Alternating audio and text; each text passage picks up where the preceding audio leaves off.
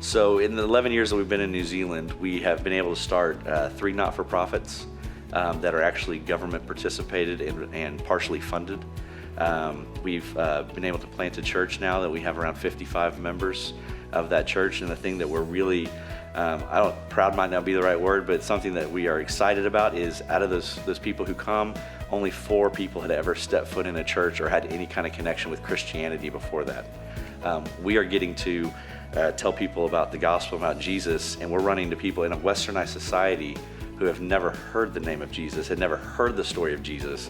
And as an Oklahoma boy, that was just unheard of. So what our church is, and our faith group is known for, is being a group that actually believes in going out into community, serving community. And so a thing that we are excited and proud about is that the people in the community and the government agencies, they know to contact us if something needs to happen. And we're one of the few churches they do that with, because it's not usually a good relationship between the church and the government. But they call us and they say, hey, we got this family in need, we've got this situation in need. There's this huge need that I think people aren't aware of, because it's a westernized society. We look at it like, well, they have all their basic needs. What is needed to be offered there? But there's a lot of behind the scenes or under the ground hurt going on in New Zealand. It's in the top 3 in teenage suicide rates in the whole world. There's a lot of abuse and domestic violence. Addiction is high, especially in West Auckland, which is where we minister and live.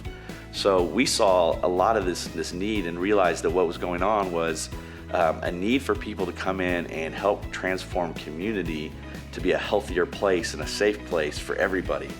And we believed that Jesus teaches the best way to do that. And so we knew that when we came in, we had an automatic ministry that could show the love of Jesus in the community by helping make those places better and healthier. The #1 religion of New Zealand, it's actually written in the statistical forms, is rugby. Number 2 is atheism. Christianity is actually quite low. I believe the last statistic we saw is only 4.5% of New Zealanders claim Christianity. I was told that New Zealand was not a very spiritual place. When I got there, what I realized is they are very spiritual. They had just never been introduced to God and the God of creation, and so that's what we began to do. There is this view of an afterlife. It's not like a lot of them actually believe something happens afterwards. They just don't put that connection with God. It allows us then an easier opportunity to make that connection, that these things that you hope that happen afterwards, well, in the Christian worldview, it's a promise. So Jesus leads us to the promise of eternity that's going to be far better than anything we've ever known.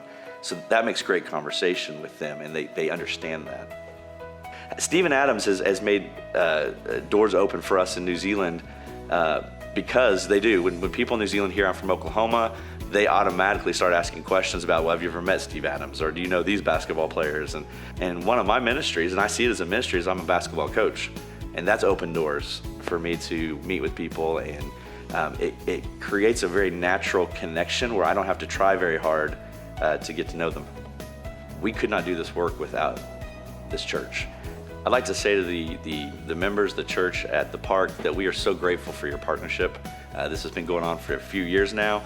We could not do this without you guys. The support that you give us, both financially, but also through prayer and emotional encouragement, keeps us going and is the reason we do what we do and are able to do what we do. So we are so grateful for that. We're grateful for a church that is partnered with us, that just understands missions, not just missions in Tulsa, which you guys are heavily a part of, or the United States, which you're a part of, but world missions, that cares about how God is working throughout the whole world.